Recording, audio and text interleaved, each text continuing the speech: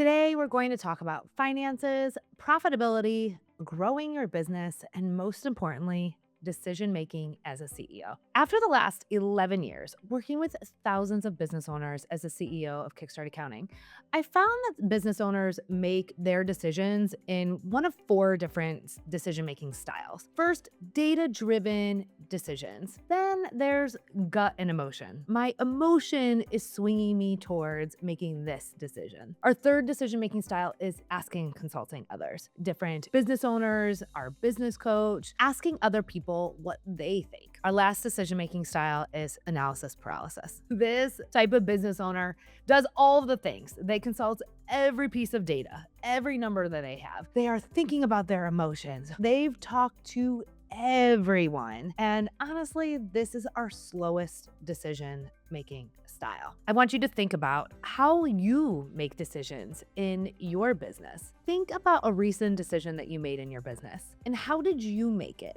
Like, what was your decision-making style? What do you resonate with the most? I want you to hold on to that moment right here, how that made you feel.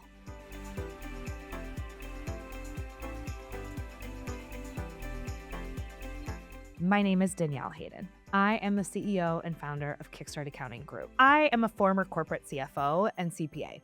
What I've done is take all of my experience from working in corporate as a CFO and took what was working in the boardroom, left the things that felt very corporate-y, and brought tools and strategies that I knew could directly impact entrepreneurs. I have a secret I want to share with you. Even though I'm trained as a CFO, I want to make decisions based on the data and the numbers, but I am still my team's biggest disruption and distraction.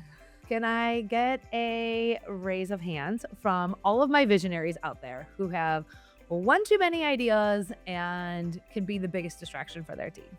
Now, I want to share with you how I make my decisions as a seven-figure business owner who has been working with numbers and financials in the boardroom with entrepreneurs for the last few decades. I want to ground you in my decision-making process. Every single time we need to make a decision, my team and we take a look at our accurate bookkeeping. We make sure all of our financials are updated, everything has been reconciled, everything is accurate and complete. Our next step is to look at where we're taking the business. What is the long-term vision of where I want this business to go? Then we look at the budget. Now, our business here at Kickstart Accounting Group, we have an issue that so many of you can relate to because I hear about it from so many of our other clients, where we actually have to hire ahead of our new business. So we need to bring on new team members to have them trained and ready before new business comes in. And in this particular scenario that I'm thinking about that we just went through was that we actually had to hire a high-paid, high-level account manager. This is the person who oversees our bookkeeping team to make that decision with a high-level, very expensive decision. It was important that we looked at all of the scenarios, and we did that through our budget planning, our reforecast, and then the very specific, measurable key performance indicators that we will watch and monitor every single quarter to make sure that we are still on track. So every time I make a business decision as a CEO, I ground myself in what are my numbers saying today? Like what just happened in my business? And what is the budget and the reforecast telling me about where I'm going in the future? Now, I want to share with you one of the real problems that I see for business owners. Most business owners use their financials to just look backwards and not forward. And I get it. Like we've all gone through this financial journey as a business owner. When we first started, most of us felt lost, confused, and overwhelmed, really not even sure how to read the financial statements. And then we get a money team in place, a bookkeeper, finally have financial statements that seem accurate to be able to use. And so we are looking backwards to see what just happened in our business. And here's the problem. Is that leads us to reactionary decision making. It leads us to a tax strategy that actually ruins our business and leaves us without a forward vision of the business that's big enough to encapsulate all of your goals and your team's goals. Now, I know each and every single one of you, you're here for a reason: to grow your business, to create real value, and maybe even build an exit strategy for the future. Now, I want to walk you through 3 key shifts today. We're going to move from knowing your numbers to using your numbers. We're going to move from looking backwards to looking to the future. And we're going to move from expert to CEO. Do you know what to do when you receive your financials? Like when you get your profit and loss statement, your balance sheet, your cash flow statement, do you know what to do with that information? What we see with most business owners is a financial whiplash. We look backwards, we react. Oh my God, it's a bad month. I need to cut all of my team members. I knew I shouldn't hire. That marketing team who doesn't have a clear ROI has got to go. Turn off my ads. Bad month. Oh, it's a good month. Yes, let's celebrate. I'm going to finally sign up for the conference that I wanted to do. I'm going to sign up for the coaching.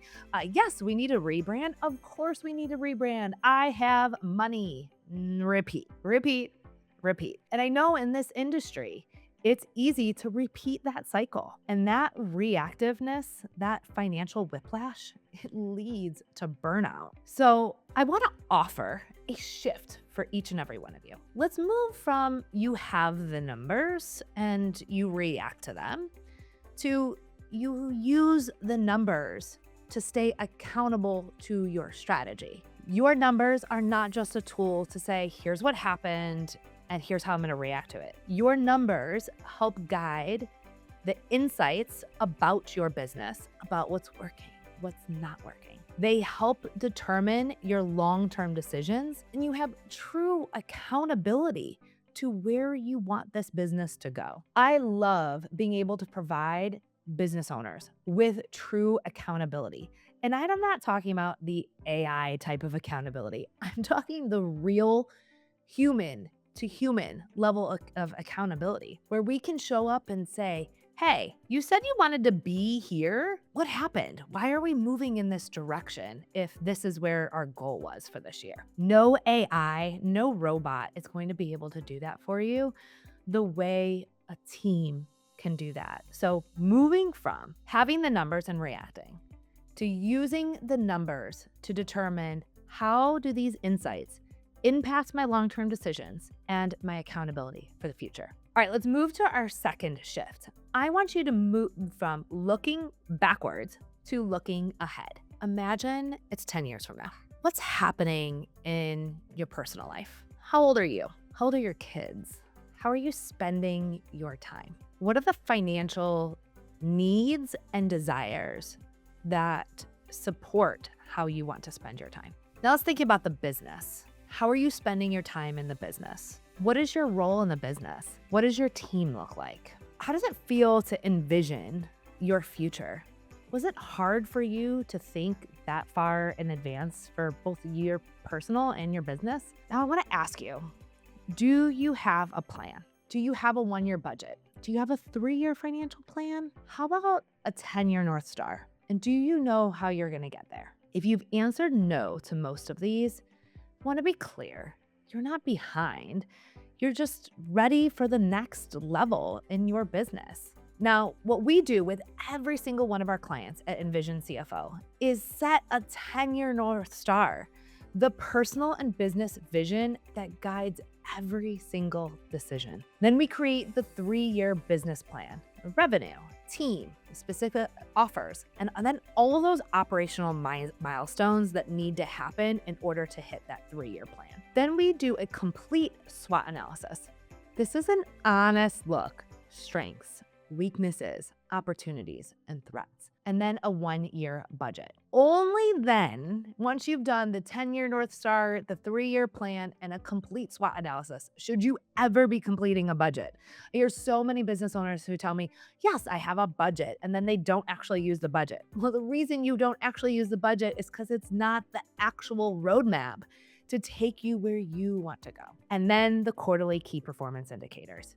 We have to stay grounded in our budget and our goals. We need to have 3 to 5 key performance indicators to keep us accountable to where we're going. We love doing this work with our clients because nobody can help push you. Like, you can never push yourself in a way that another person can. My money team can see my strengths in a way that I just can't see them. And then there's the threats. Every single one of our businesses have significant threats, and it's our responsibility as the CEO to take a look at those threats and decide. Now, I want to introduce you to Sharon. So Sharon was doing about $800,000 in revenue. She was profitable, but she was still afraid to hire. And she came to us because she said, I can't hit the $1 million revenue mark.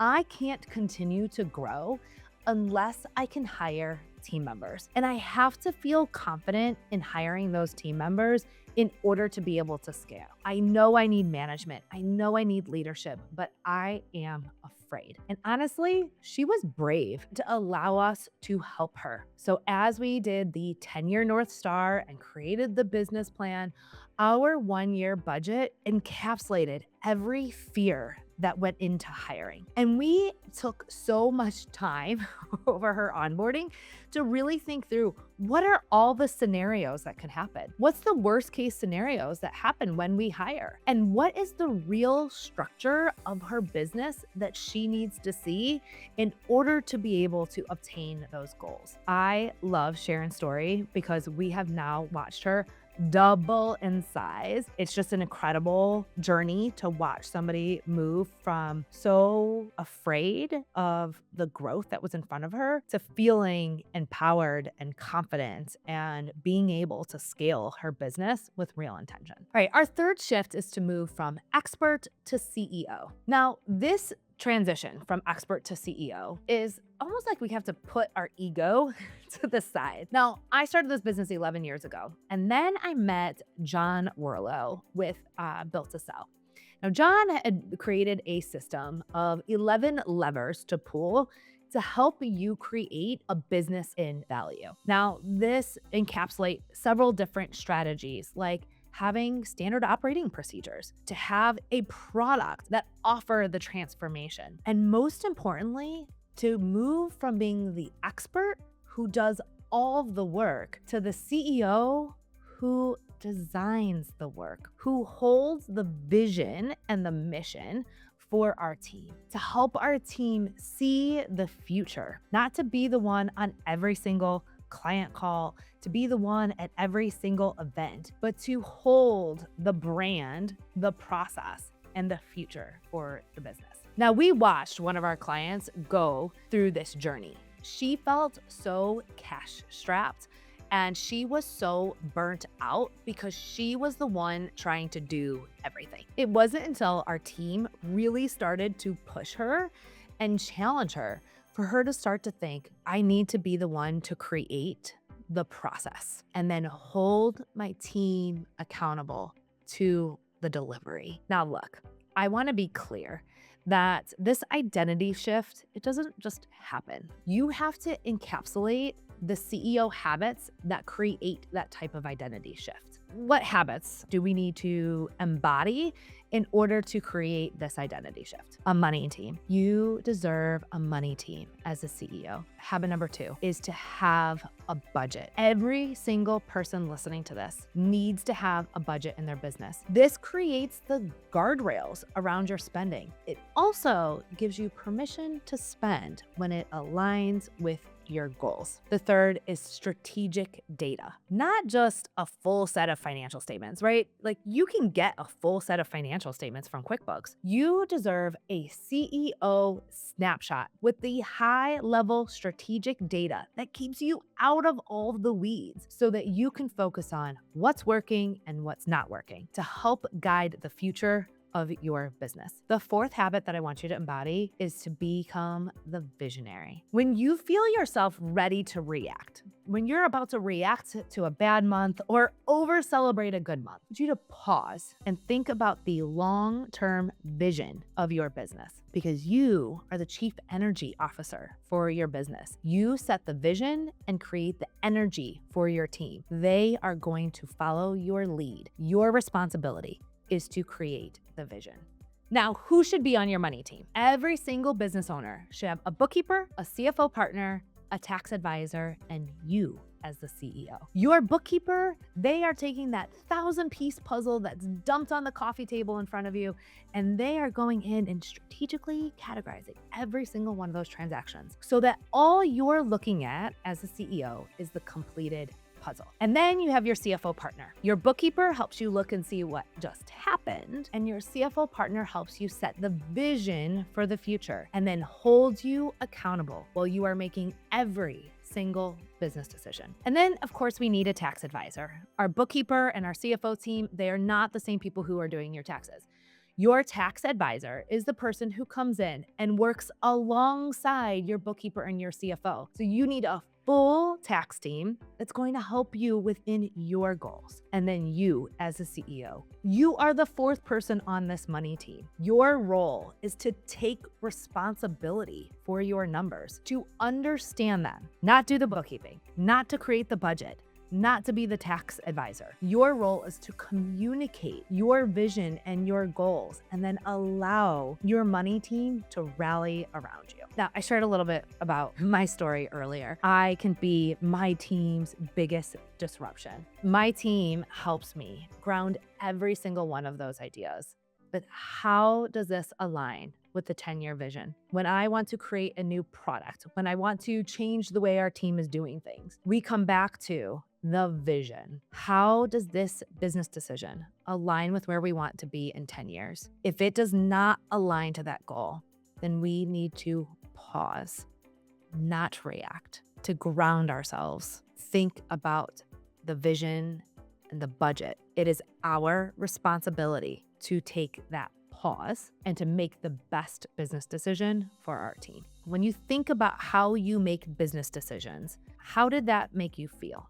Now imagine you had made these 3 shifts from knowing to using, from looking back to looking ahead, from expert to CEO. How does that change how you show up as a visionary and CEO of your business? You deserve support. We were never meant to do this crazy entrepreneurship journey alone. So I want to invite you to come and listen to the CEO Numbers Network. Every single week, I show up here to help you use your numbers to make better business decisions. Get the right money team. You heard the 4 roles of your money team. If you don't have the right support, you deserve that support. And lastly, I want to give you the tools to be able to do this on your own. Now, I believe everybody deserves a money team to help push and challenge you, but I want you to leave here with something today that you can do on your flight back home to start this process. Envision CFO is your forward-looking financial partnership powered by Kickstart Accounting Group.